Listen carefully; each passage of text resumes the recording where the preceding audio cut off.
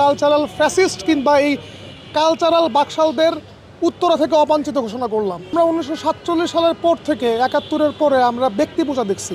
গতকাল যে সমস্ত কালচারাল অ্যাক্টিভিস্ট, এই তথাকথিত অ্যাক্টিভিস্ট একই ব্যক্তি পূজার ধারণায় যা কিছু করেছেন, আমরাও উত্তরার জায়গা থেকে এরকম কালচারাল ফ্যাসিস্ট কিংবা এই কালচারাল বাকশালদের উত্তরা থেকে অবাঞ্ছিত ঘোষণা করলাম। একই সঙ্গে আমরা বলতে চাই, এই সমস্ত কালচারাল ফ্যাসিস্ট যারা এই 24-এর শহীদ এবং আহতদের রক্তের প্রতি বিবেচনা না করে তারা তাদের নিজস্ব প্রপাগান্ডা বাস্তবায়ন করছে, তাদেরকে হুঁশিয়ারি দিয়ে বলতে চাই, আপনাদের এই প্রপাগান্ডা বাংলাদেশের কাজে আসবে না। আপনারা সাবধান হয়ে যান।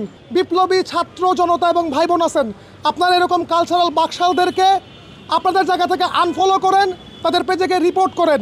আপনারা সোচ্চার হলেই এই সমস্ত কালচারাল বাকশালদেরকে ধুয়ে মুছে দেওয়া যাবে ইনশাআল্লাহ। উত্তরার মাটিতে আমরা কোনো কালচারাল বাকশাল কখনোই বরদাস্ত করব না। এখন নামে বেনামে বিভিন্ন রকমের কালচারাল বাকশাল এস্টাবলিশ করার যে প্রবণতা বাংলাদেশে দেখা যাচ্ছে, এটি কোনোভাবেই জুলাই 24 পরবর্তী কাম্য নয়।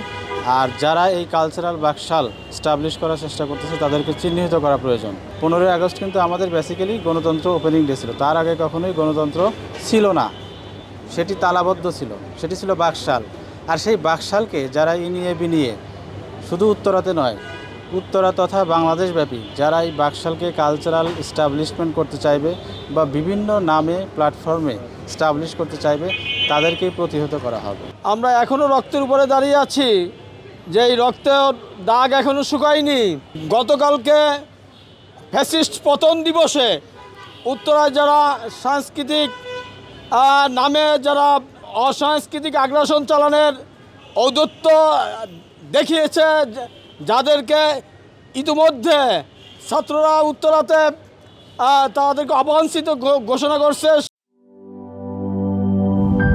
দুধার চকলেটে একাকার হয়ে ওঠা প্রাণ লেয়ার সম্পর্কের মিষ্টি ম্যাজিক।